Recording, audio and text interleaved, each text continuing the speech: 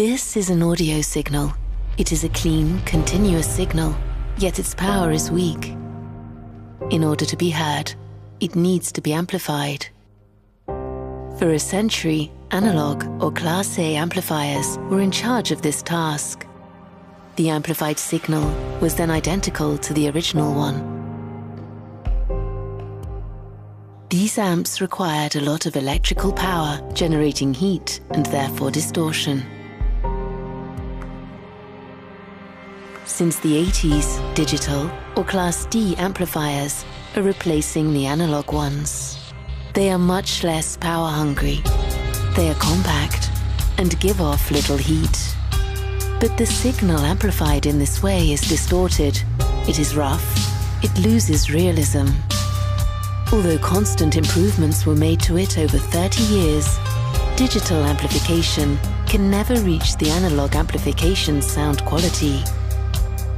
Devialet creates ADH, Analog Digital Hybrid, a hybrid amplification technology associating an analog amplifier with 4 enslaved digital amplifiers. Both systems work in parallel. The 4 digital amplifiers are responsible for supplying the power to the signal.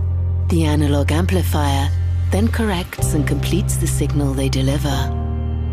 ADH brings together the best of both worlds, the power of digital and the quality of analog. Freed from the task of supplying the power, the analog amplifier performs better than ever. The ADH technology delivers the best analog sound in the world.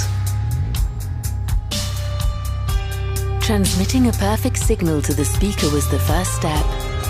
Making the speakers reproduce it perfectly was the second challenge. Instruments and voices produce variations in acoustic pressure that are recorded by the microphone.